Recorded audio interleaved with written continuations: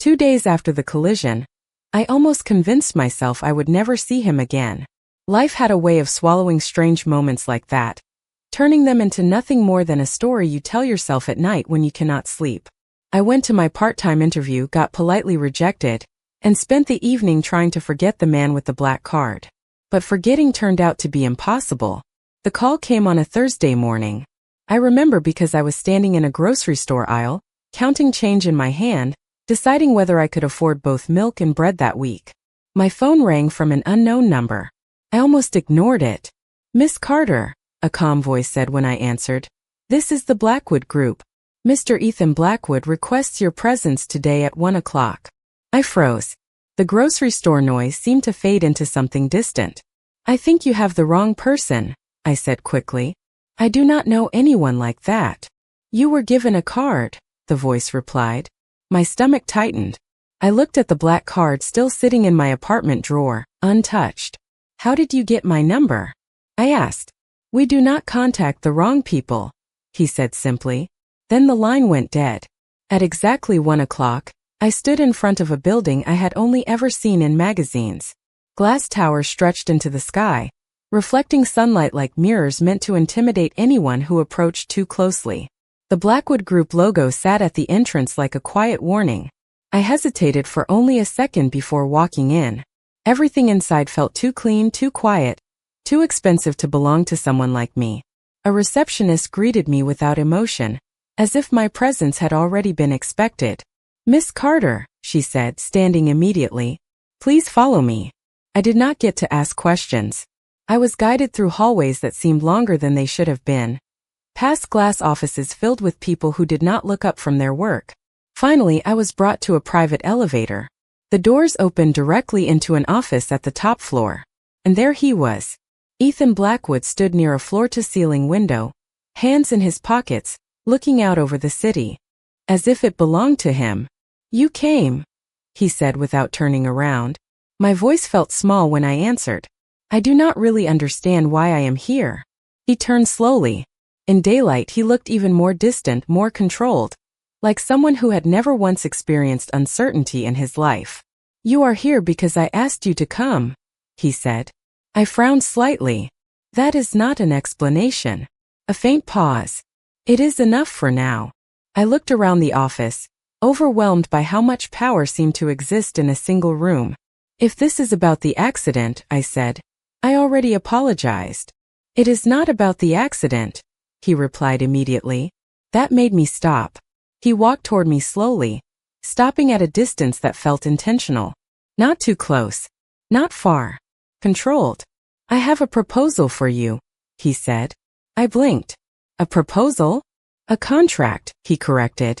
My heart slowed in confusion. "I am sorry, what kind of contract?" He studied me for a moment, as if confirming something only he could see. "A marriage contract," he said calmly. The words did not make sense at first. I actually laughed once, thinking I had misheard him.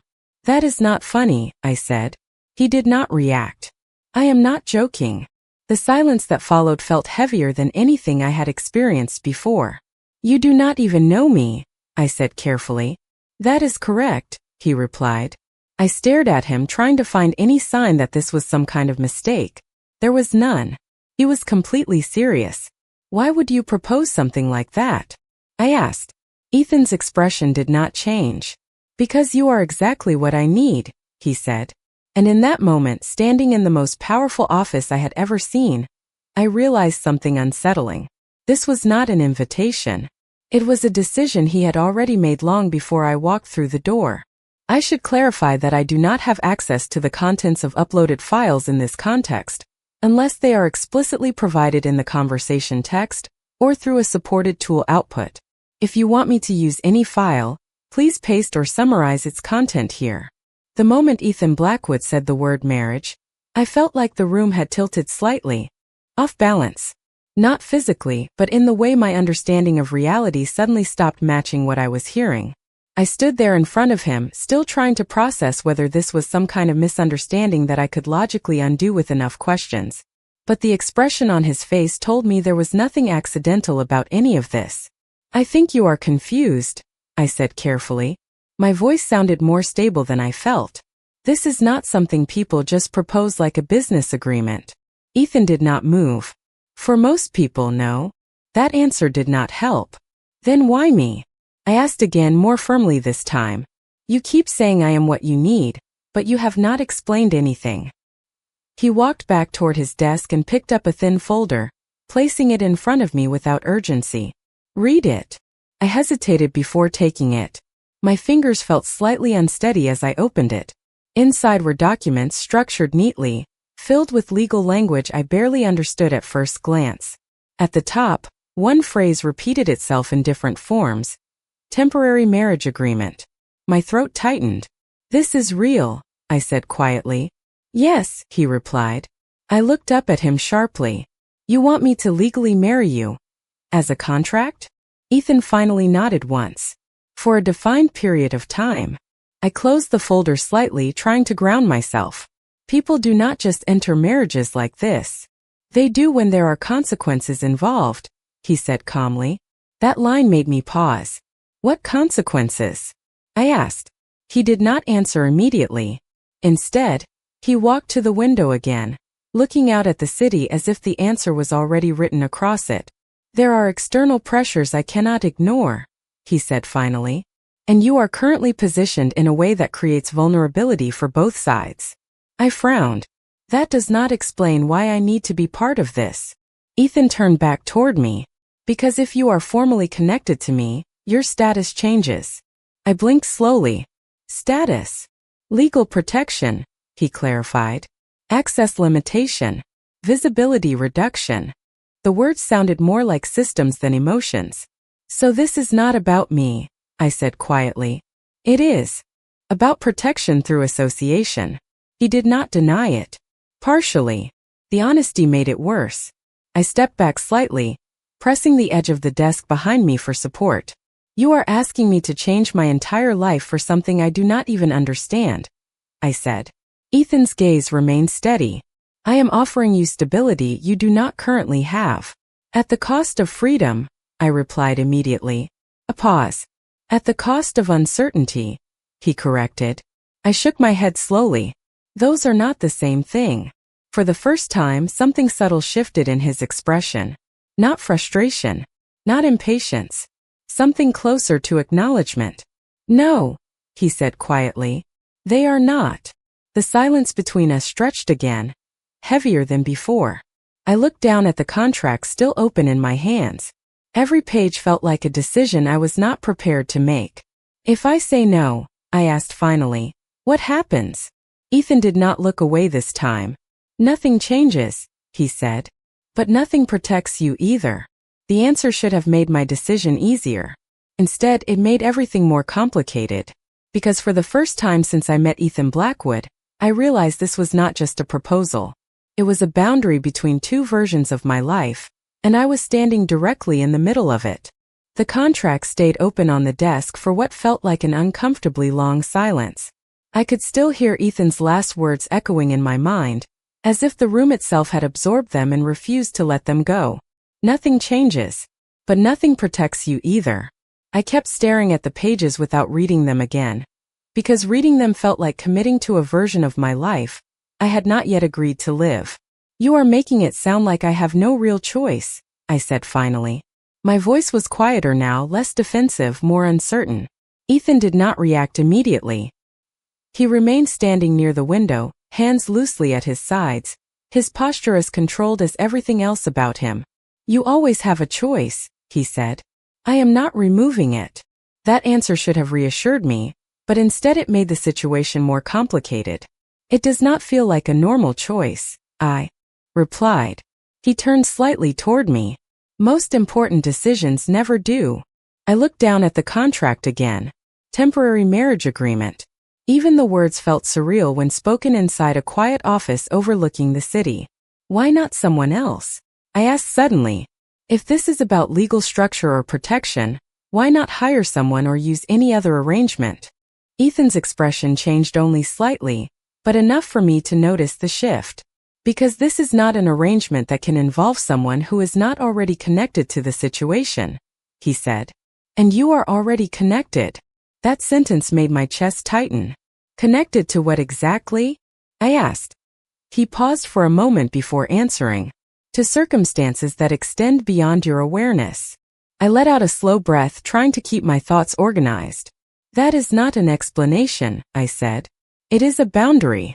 Ethan stepped away from the window and moved closer to the desk, stopping a few feet away from me again, carefully maintaining distance as if he understood that proximity itself had weight in this conversation. I am not asking you to trust everything at once, he said. I am asking you to consider stability before exposure. I frowned slightly. Exposure to what? He did not answer immediately. That silence felt heavier than any of his previous explanations. When he finally spoke, his voice was lower. To a tension you have not yet experienced. I studied him carefully, trying to understand if this was a warning or a strategy. You speak like my life is already being monitored, I said. Ethan did not deny it. That single detail made my stomach tighten. If I agree to this, I said slowly, what changes immediately? He looked at the contract, then back at me. Public record alignment, he said. Controlled visibility. Structured association. I shook my head slightly. You are talking about my identity like it is a system setting. In practical terms, it is, he replied calmly. I stepped away from the desk, walking a few paces across the office just to break the intensity of standing still. The scale of his world was starting to press in on me from all directions. Everything felt structured, calculated, already moving before I had even agreed to participate. And what do you gain from this? I asked suddenly. Ethan looked at me directly. Compliance with external expectations, he said, and containment of unnecessary risk variables. I let out a small, humorless breath. I am a risk variable now. In certain contexts, he said. That answer should have offended me more than it did. Instead, it made something else surface. Curiosity mixed with unease. I returned to the desk and closed the folder slightly. This is not normal, I said again, more firmly this time. Ethan's expression remained unchanged. No, he agreed. It is not. The honesty between us was becoming the most unsettling part of the entire conversation. I looked at him carefully, trying to find something predictable, something familiar. But there was nothing. Only consistency, control, and an unsettling certainty that he was not improvising any of this. If I walk away, I said quietly, you will let me go. It was not really a question. Ethan held my gaze. Yes, he said. One word. Absolute. No hesitation. That should have made everything easier. But instead, it made me realize the most dangerous part of the entire situation. He was not forcing me. He was simply presenting a reality where staying made more sense than leaving, and somehow that felt even harder to resist. I stayed in front of the desk long after Ethan had finished speaking, staring at the closed contract as if it might somehow change shape if I looked at it long enough. His final answer still echoed in my mind. If I walk away, you will let me go. It should have given me relief. It should have ended everything right there. But instead, it created something heavier, because nothing about Ethan Blackwood felt like a man who needed to say that unless he was absolutely certain I would not leave.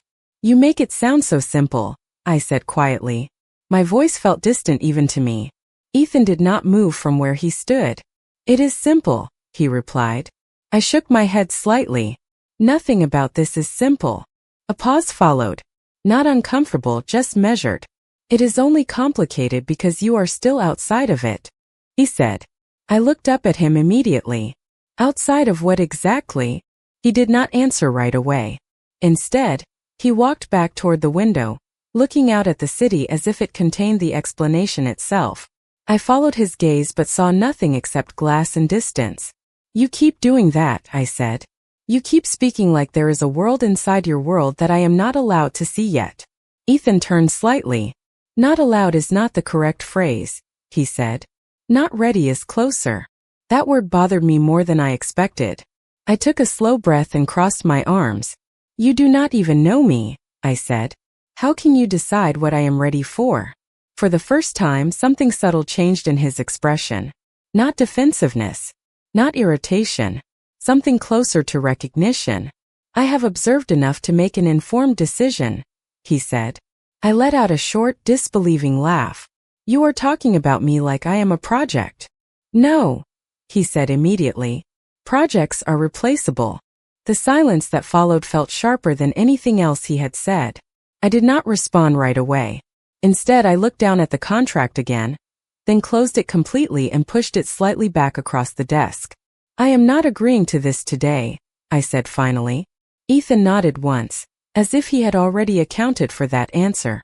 I did not expect you to, he said. That honesty surprised me again in the same way everything about him did. I stood there for a moment longer, unsure whether I should leave or ask another question. Eventually, curiosity won. Why me? I asked again, softer this time.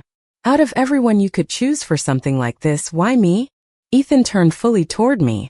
This time there was no hesitation in his response, but there was something else. Something quieter. Because you were never supposed to be visible to people who would treat you as a variable, he said. I frowned slightly. That does not answer my question. He took a slow breath. It answers mine, he said.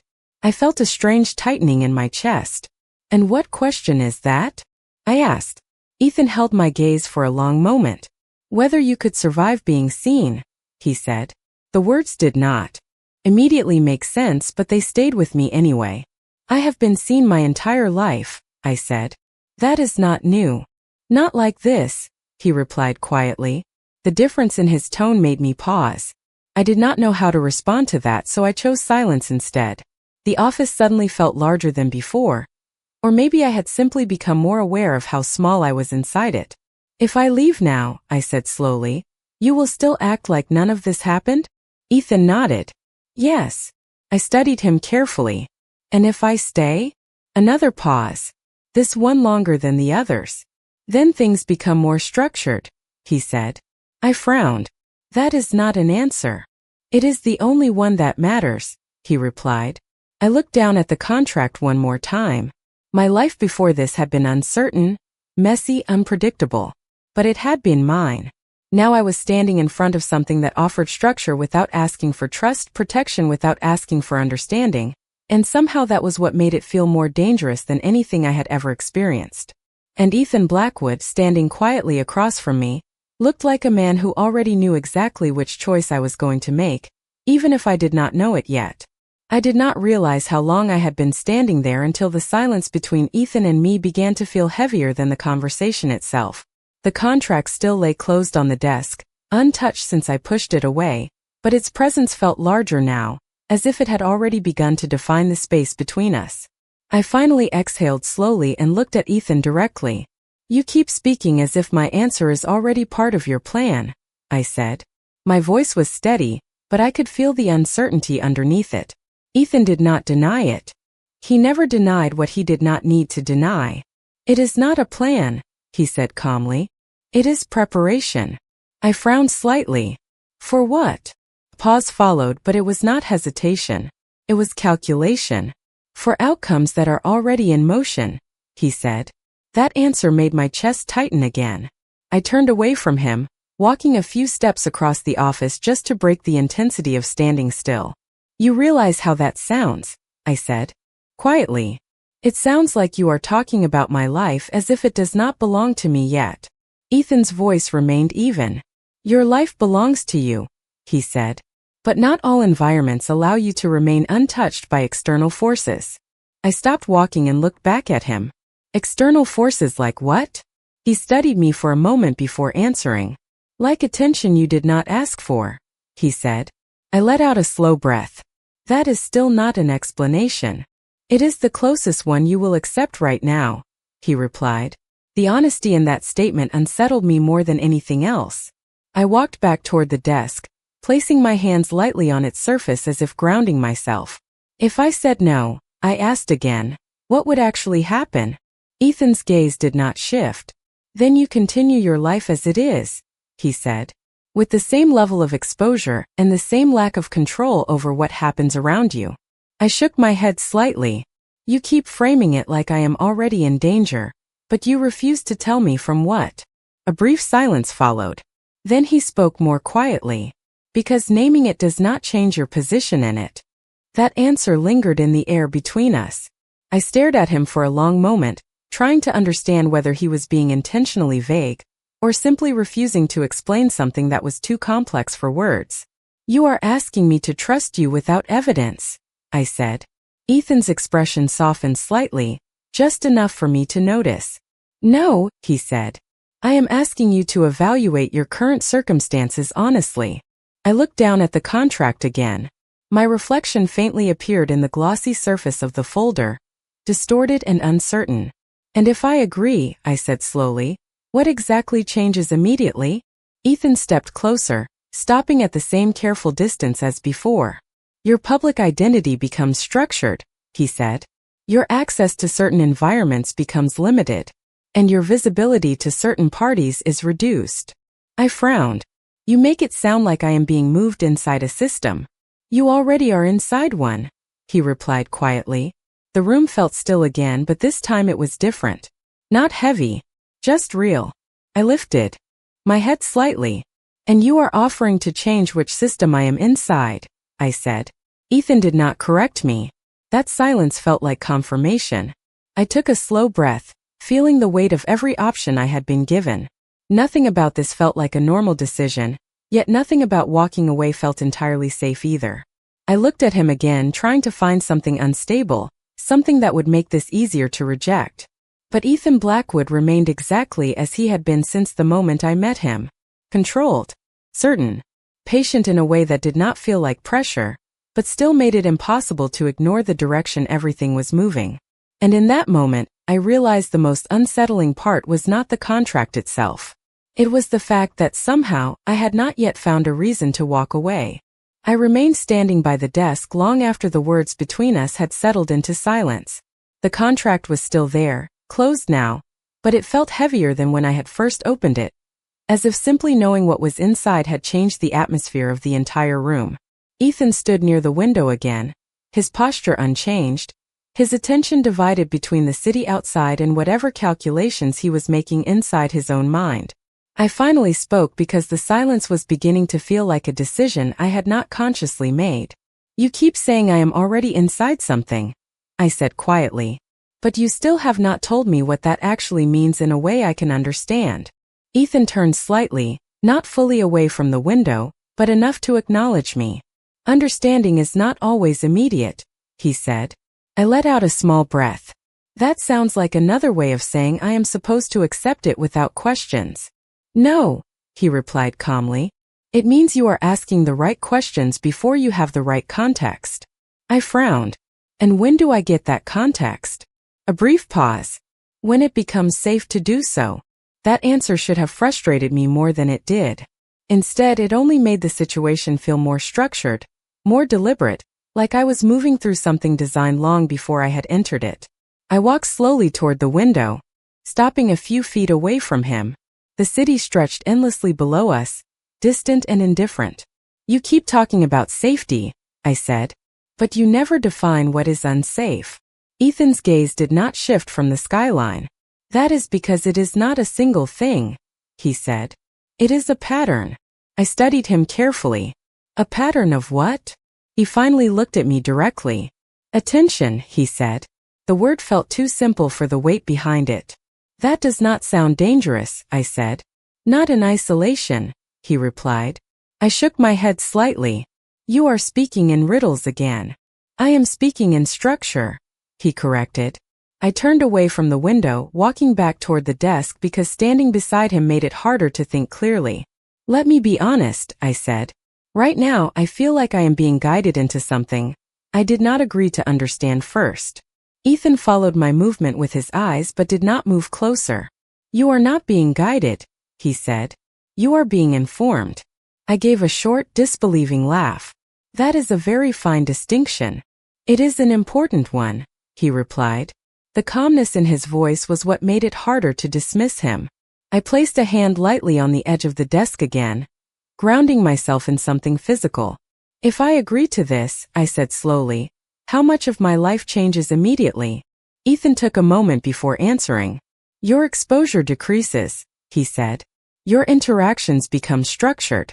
Your environment becomes controlled." I narrowed my eyes slightly. "Controlled by you." "Controlled around you," he corrected. I stared at him for a long moment. That still sounds like control. He did not deny it. That silence said more than any argument could have. I exhaled slowly, feeling the tension building inside my thoughts. You are asking me to trust that this control is necessary, I said. Ethan's expression remained steady. I am asking you to trust that it is already happening whether you participate or not. The statement landed differently than the others. Not as persuasion, as fact. I stepped back slightly, processing it. So my choice is not whether this exists, I said slowly. It is whether I am inside it. Knowingly. Ethan nodded once. Yes. I looked down at the closed contract again. My reflection was faintly visible on its surface, uncertain and still. I had expected clarity by now, some obvious reason to refuse, something absolute that would make the decision simple.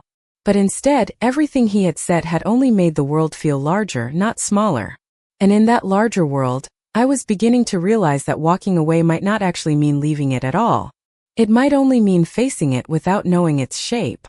I did not realize how long I had been standing in silence until Ethan finally moved away from the window. The shift was subtle, but it changed the balance in the room. Not because anything external had changed, but because he had decided the conversation was not finished yet. You are still thinking in terms of yes or no, he said quietly. I looked up at him immediately. That is usually how decisions work.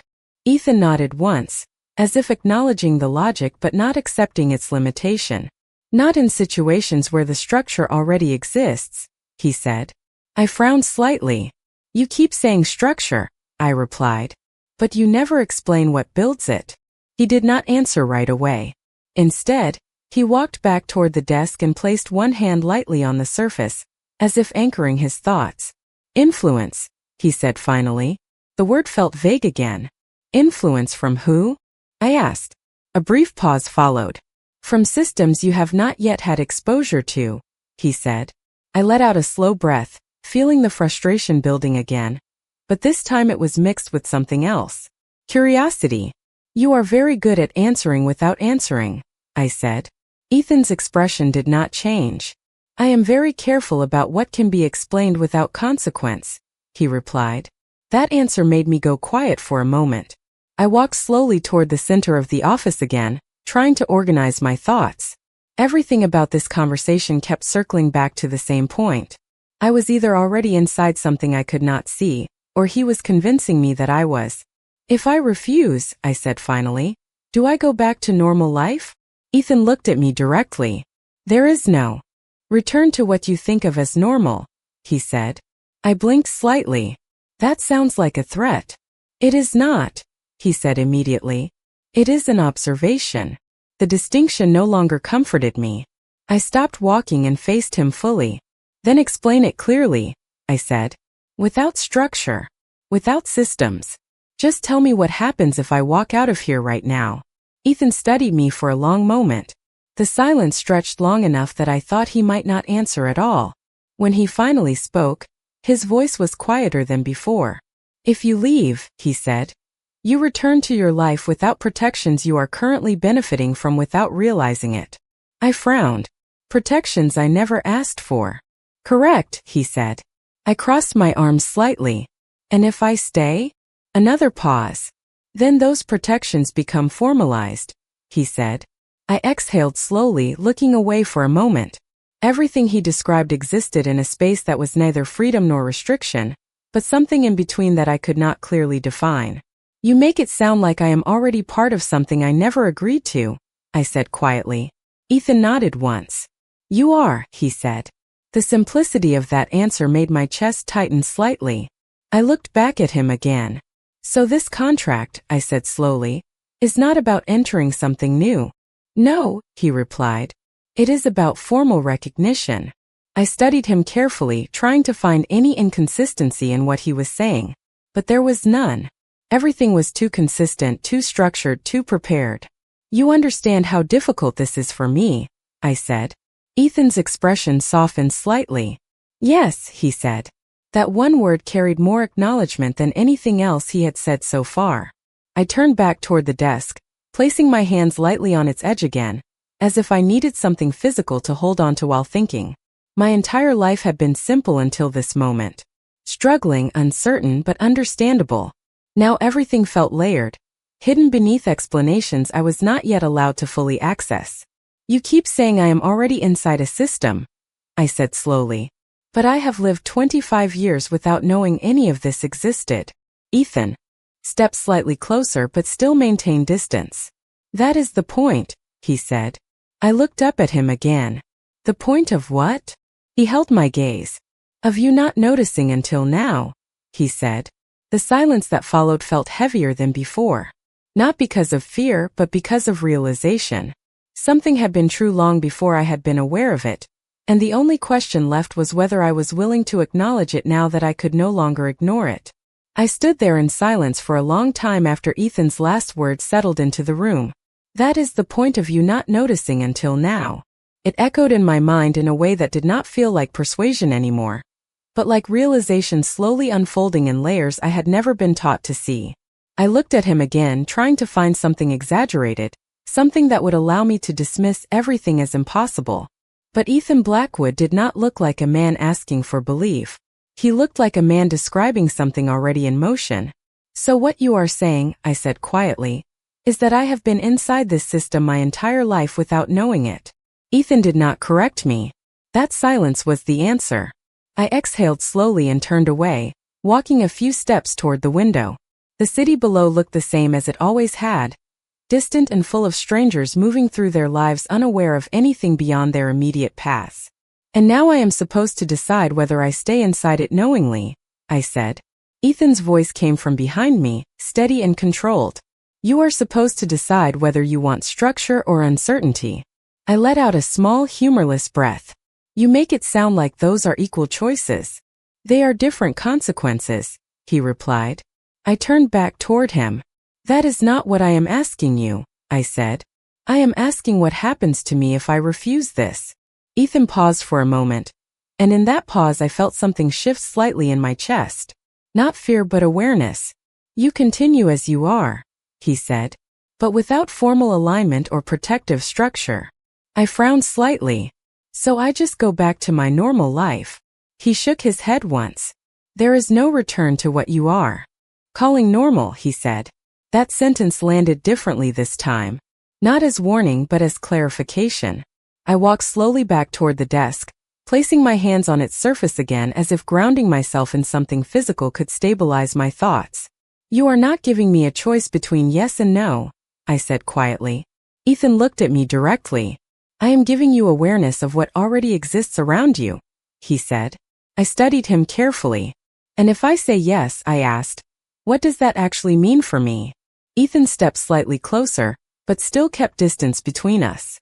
It means your life becomes formally integrated into a structure that reduces exposure to uncontrolled variables, he said. I frowned. You keep saying that like it explains everything.